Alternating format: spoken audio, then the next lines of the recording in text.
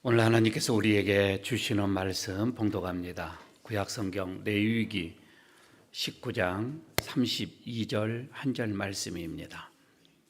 구약성경 제 성경은 176쪽입니다. 레위기 19장 32절 말씀 제가 봉독합니다. 너는 센 머리 앞에서 일어서고 노인의 얼굴을 공경하며 내 하나님을 경외하라. 나는 여호와이니라. 아멘. 옛날에 어느 시골에 아버지의 이 말씀을 잘 순종하는 아들이 있었습니다. 그 아버지가 하루는 아들이 얼마만큼 순종하는가 좀 시험을 좀 해보고 싶어하는 마음이 있었습니다. 그래서 문득 아들아, 너서 저 외양간에 있는 소를 몰고 나와서 지붕으로 올라가라. 아들이 아무리 생각해도 이거는 소를 몰고 지붕으로 갈 수가 없는, 이걸 아버지가 알면서도 시키시는 것 같았어요. 그래도 군소리하지 않고 외양간으로 가서 소를 끄집고 나왔습니다. 그리고 이리야 하면서 채찍으로 소를 때리면서 빨리 지붕으로 재촉을 했습니다. 지붕으로 올라가라. 큰 소리로 외쳐댔습니다. 신용을 했다는 거이죠.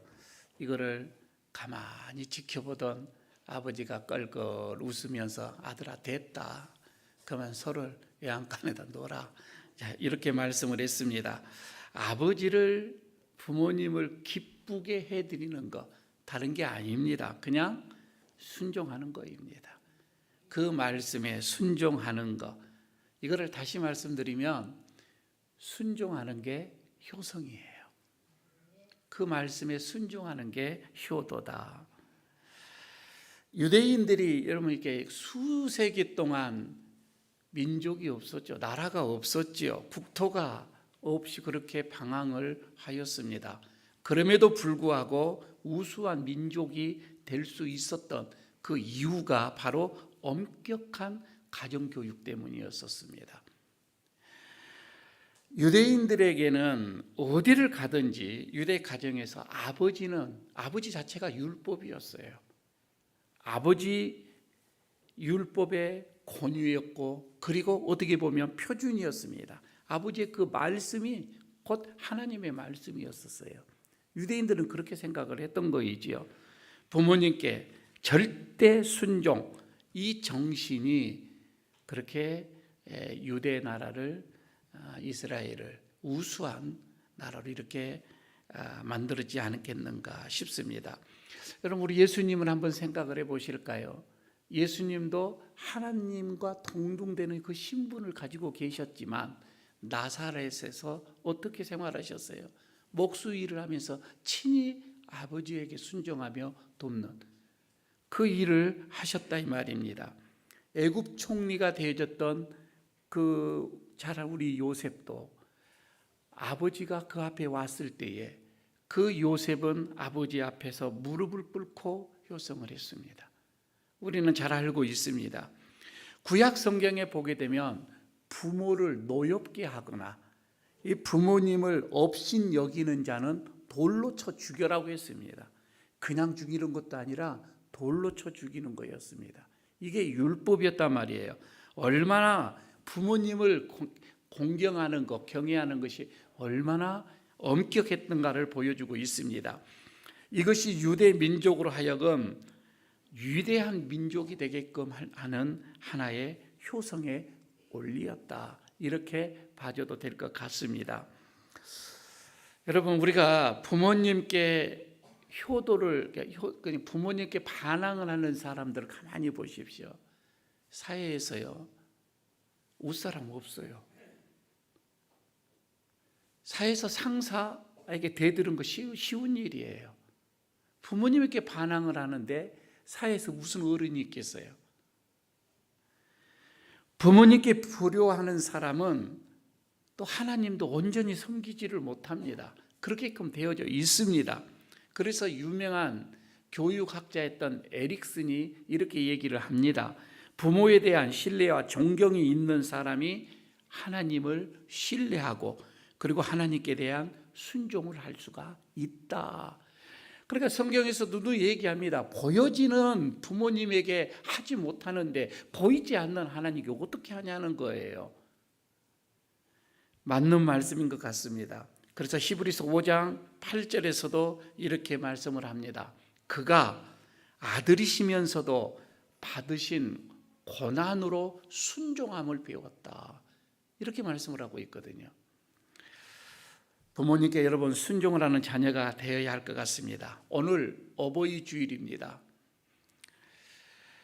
다른 때는 몰라도 이때가 되어지면 부모님 생각이 참 많이 납니다. 특히나 나에게 엄격하게 하셨던 그게 생각나는 게 아니라 그냥 나에게 사랑을 베풀었던 그 부모님의 사랑이 꼭 이맘때쯤이면은 그렇게 가슴을 미어지게 합니다. 하나님은 우리에게 이래라 저래라 말씀 그렇게 많이 하시지는 않습니다. 하지만 하나님께서 말씀하시는 것 그것에 대해서 무조건 복종하고 순종을 하게 되어지면 거기에는 은혜가 있습니다. 그리고 거기에는 복이 있습니다. 하나님은 그렇게 하십니다. 오늘도 부모님을 공경하라는 하나님의 이 말씀에 순종하기만 하면 우리는 은혜로운 삶을 살 수가 있어요. 우리는 복된 삶을 살 수가 있다 이 말입니다. 부모와 노인을 공경하는 것 여러분 우리가 이거 다 알죠? 왜 그걸 우리가 모르겠습니까? 하지만 아는 것에 대한 실천이 이제 중요하다 이 말입니다. 실천이 없는 것은 의미가 없어요. 그래서 부모와 노인을 공경하는 우리 애일교회 성도들 모두가 좀 되어지기를 축복합니다. 자, 먼저 오늘 말씀을 보면서 세 가지를 생각을 해봅니다. 첫째는 머리 센 머리 앞에서 일어나라. 이렇게 오늘 말씀을 하고 있지요. 센 머리 앞에서 일어나라. 일어서라. 오늘 본문의 말씀입니다. 너는 샘머리 앞에 일어서고 이렇게 얘기를 하잖아요. 샘머리 앞에 일어서고. 여러분 여기서 샘머리 이 말씀 말입니다. 이것은 휘어진 머리 그 말이에요. 머리가 휘어지는 것 말입니다. 젊어도 물론 여러분 흰 머리가 날 수는 있습니다. 하지만 나이가 들어서 머리가 휘어지는 것 여러분 이것은 자연의 이치이기도 합니다. 그래서 샘머리 앞에서 일어서라 이 말은 노인을 공경하는 예의를 갖추어라 그 뜻입니다. 젊은 사람들이 노인 앞에 일어납니다. 깍듯이 예의를 갖추는 것 여러분 이게 사랑이에요. 이게 교양이에요. 이게 인품이에요. 여러분 이게 신앙입니다. 그리고 이게 축복이다 이 말입니다. 젊은이들이 어르신 앞에 일어서서 경애를 표하는 것 말입니다. 이게 쉽지가 않지요. 오래전에 어버이날을 맞이해서 정부에서 국민훈장을 이게 동백장이죠. 동백장을 받으신 분이 한번 TV에 나와서 얘기한 적이 있습니다. 시간이 많이 흘렀어요. 이분이 그때 나이가 91세니까 지금은 작고를 하셨죠. 근데 이분이 이런 얘기를 합니다. 부모님이 일찍 세상을 떠나는 것이 다 자식으로 죄 때문에 일찍 떠났다. 그렇게 고백을 했거든요. 91세인데 말입니다. 그런데 이분이 충주시 마수리 신성마을에 사는 박태영 씨였습니다. 할아버지였죠. 이분이 이제 그런 얘기를 하시는데 자기가 21살 때 아버님을 여의었대요. 그리고 그 뒤로 4년 후에 어머니까지 여의었습니다. 그런데 자기 위로 누나가 8명이에요. 그래서 아들 하나를 놓기 위해서 부모님이 하여튼 끝까지 아들을 낳았다는 거예요. 늦둥이를 이제 보는 거이죠. 얼마나 그 삶이 방자해 있는지 그거는 잘 모르겠습니다. 하여튼 자기가 21살 때 부모님이 그렇게 다 돌아가신 거예요. 그때부터 자기는 한 번도 부모님 앞에 효도한 적이 없었다는 거예요. 근데 그게 너무 마음이 아프다는 거예요. 효도 한 번 하지 못하고 부모님을 보냈으니 그 마음 속에서 한이 맺혀서 이분이 돌아가신 다음에 3년씩 심요살이를 했습니다. 심요살이가 뭔지 알죠? 묘 앞에 가서 매일매일 기도하는 거, 절하는 거 말입니다. 하루를 거르지 않았대요. 비가 오나 눈이 오나 71년간. 얼마나 그 자리에 가서 그 묘 앞에 가서 절을 했던지 그 절하는 그 자리가 움푹 패여서 거기에는 풀도 안 났대요. 잔디도 안 났다는 겁니다. 행여 아들 집이 지방에 있어서 저 멀리 있어서 아들 집에 가는 날이면 어김없이 아침에 일어나서 그 성묘를 향해서 또 절을 했다고 하는 겁니다. 몸도 불편해요. 쌍 지팡이를 쥐고서 다리가 불편한데도 집에서 한 1km 정도 떨어져 있대요. 그 묘가, 부모님 묘가. 한 40분 거리를 그렇게 가서 절을 하고 매일매일 그렇게 했다는 거예요. 효성이 지긋하지요. 그래서 주변에서 그것을 보고 올린 거예요. 정부에다가. 그래서 어버이날을 맞이해서 상을 이렇게 받게 되어졌다. 이런 얘기인데 가만히 생각을 해봅니다. 우리 여러분 민족 중에서도 효라고 하는 것은 우리의 덕목 중에 으뜸이죠. 어떻게 보면 분명히 그렇게 맞아요. 그런데 가만히 제가 생각을 해봤어요. 전 국민이 3년씩 이렇게 심요살이를 하면 어떻게 될까? 전 국민이 모두가 매일 묘 앞에 가서 절을 한다. 매일 말입니다. 전 국민이 무덤을 찾는 아마 매일 고하면 뭐 아무것도 못 하겠죠. 사회생활이 무슨 되겠어요. 그러니까 여러분 우리가 누구도 이런 나라들은 정상적인 나라라고 하지는 않을 거예요. 전 국민 심요살이를 하게 된다면 말입니다. 그런데 옛 조상의 전통을 여러분 우리가 지금까지 지키는 것 그것은 희귀적인 어떤 면에서는 굉장하게 가치가 있습니다. 그러나 이게 효도다. 여러분 그렇게 상 받을 일은 아니라고 봐요. 왜냐하면 효도라고 하는 것은 인격적인 대상이 있어야 되는 거예요. 앞에 여러분 효도를 할 대상자가 있어야 되는 거예요. 내 홀로 어떤 행위가 그게 효가 아니라 이 말이에요. 분명 앞에 있어야 되는 겁니다. 효도를 받을 만한 대상이 존재할 때에 여러분 그때 진정한 효가 되어지는 겁니다. 그러니까 효도는 여러분 멀리 있는 게 아니에요. 그냥 가까이 지금 여기에 있는 거예요. 거창한 것도 아닙니다. 그냥 앞에 계시는 분을 편안하게 기쁘게 즐겁게 해드리는 거다 이 말입니다. 그렇게 할 때에 이 땅에서 행복한 삶을 하나님께서는 보장시켜 주겠다 합니다.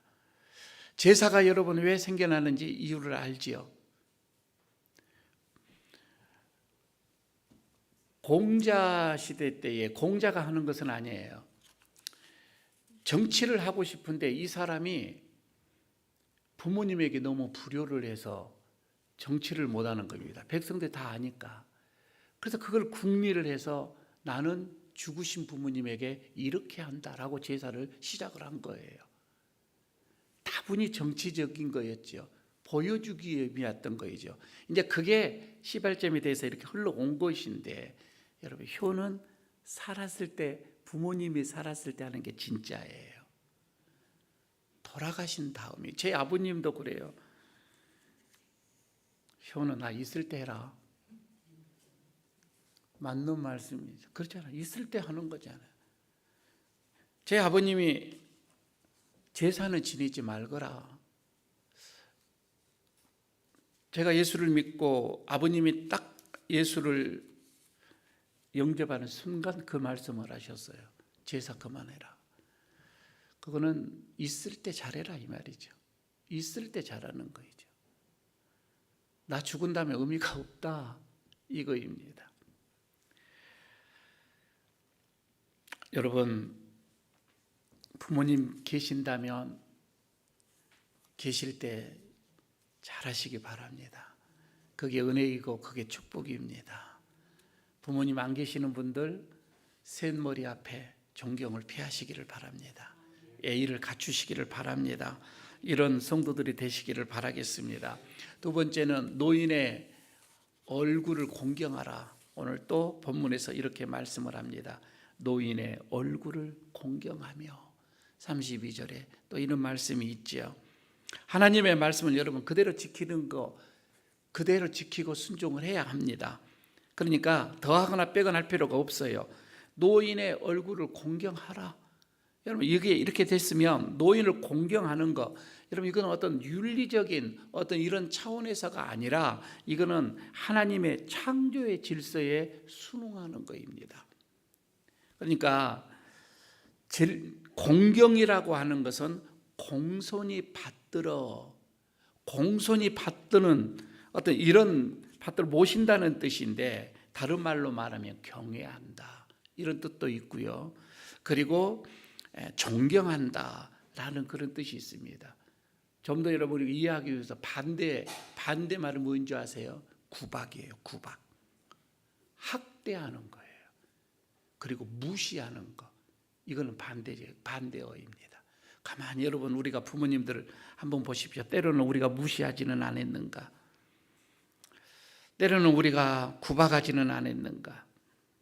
부모와 노인을 공경하는 것, 여러분 이거는 그분의 인격이나 그분의 삶이나 그분의 환경에 관계없어요. 노인이라고 하는 그 하나만을 보는 것입니다.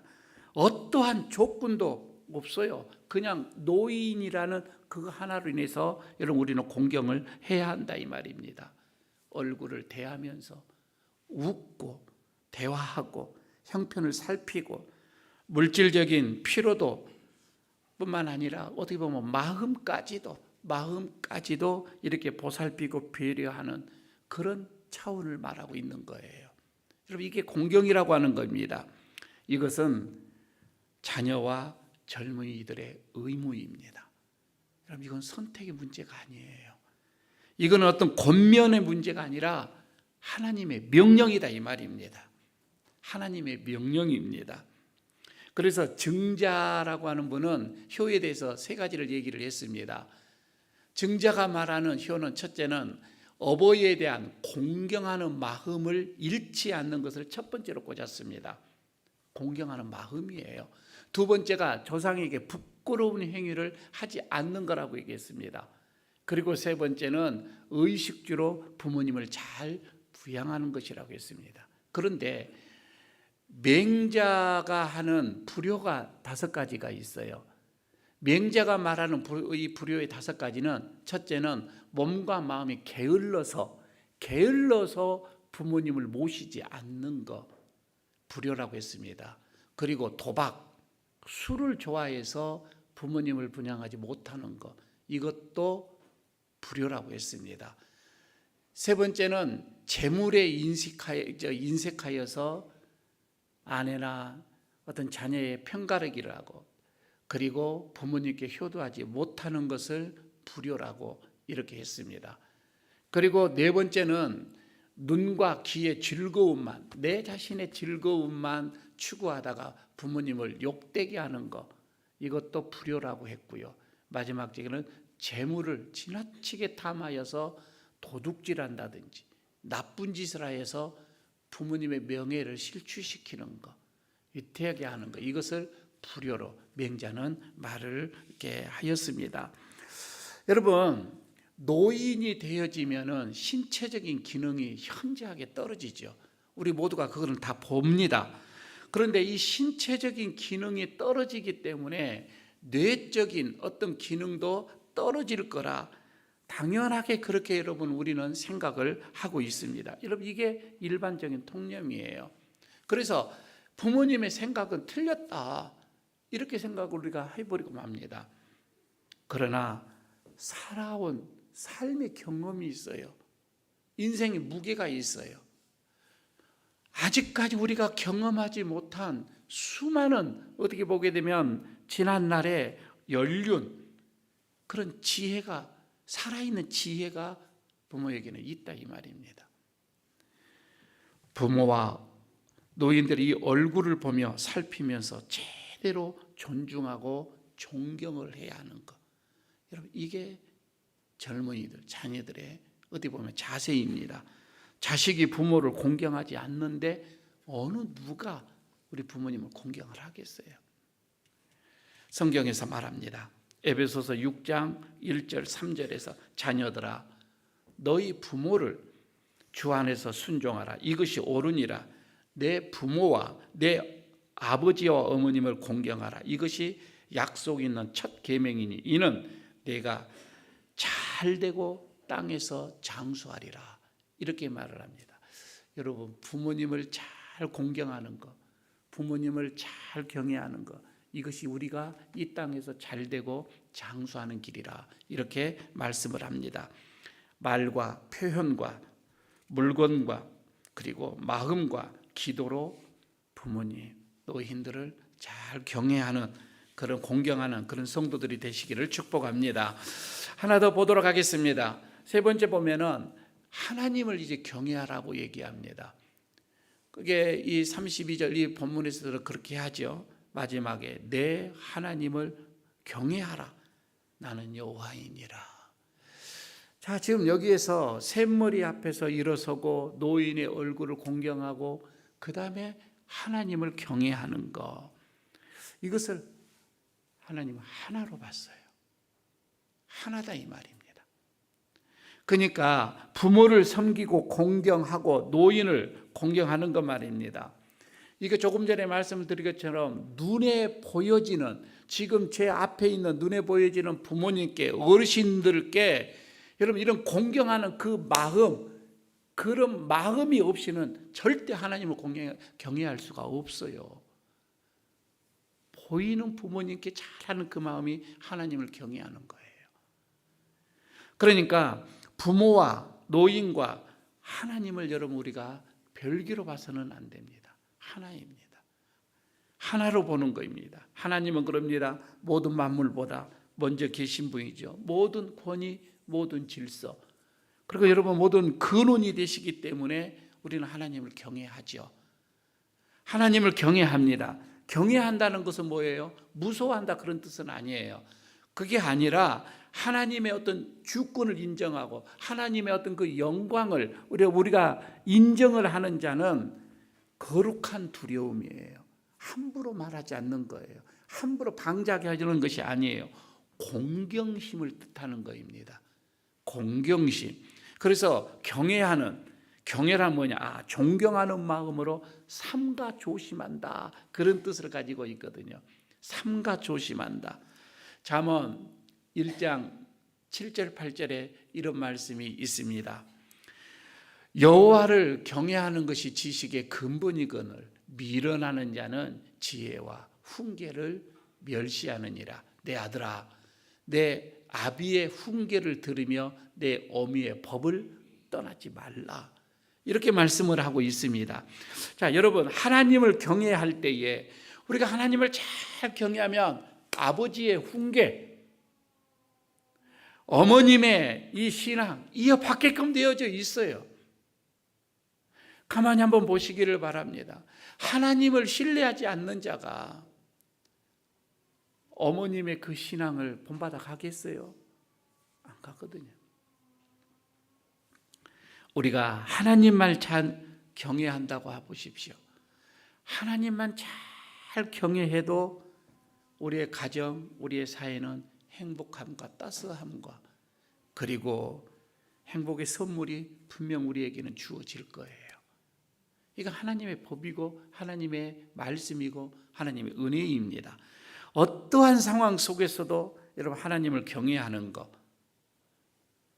그러니까 환경에 의한 것이 아니라 환경하고 관계없어요. 나는 하나님을 경외한다. 여러분, 그 말씀은 어떠한 상황 속에서도 나는 부모님을 공경한다, 나는 어르신을 공경한다, 이거예요. 여러분, 이게 신앙이에요. 이게 믿음이다, 이 말입니다. 사랑하는 에일 가족 여러분들, 어버이 주일에 하나님은 우리에게 어르신을 공경하라고 오늘 다시 한번 또 말씀을 합니다. 하나님은 여러분과 여러분의 자녀와 여러분의 가정에 복을 주시기를 원하십니다. 복을 주시기를 원하시되 많이 주시기를 원하십니다. 그러면 하나님의 말씀대로 순종하시기를 바랍니다. 오늘 말씀을 합니다. 샘머리 앞에서 겸하게 일어나서 예의를 갖추십시오. 그리고 노인의 얼굴을 공경하십시오. 그리고 하나님을 경외하십시오. 오늘 세 가지 우리에게 말씀을 합니다. 이 말씀에 순종하여서 이 땅에서 남은 삶이 하나님의 복을 누리며 사는 여러분들 되시기를 축복합니다. 아버지 하나님, 오늘 어버이 주일에 노인을 공경하라 말씀하여 주시는 주님,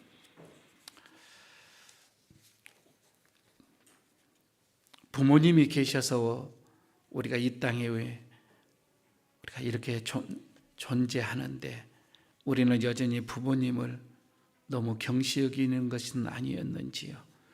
그 부모님을 또한 하나님께서 우리에게 보내주셨는데 그 보내주신 하나님을 또 우리가 경외함이 우리가 또한 미미하는 것은 아닌지요. 오늘 다시금 하나님께서 말씀하시는 것을 가슴에 새깁니다.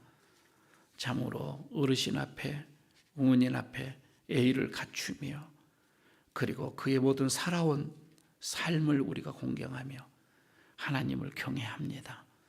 하나님, 우리의 마음이 이런 마음이 변하지 않게 하시고 내 주변에 있는 부모님과 어르신네들을 신실하게 섬기는 우리가 되게 하여 주시고 이것이 하나님을 섬기는 믿음이 되게 하여 주시옵소서. 예수님 이름으로 기도드리옵나이다. 아멘. 170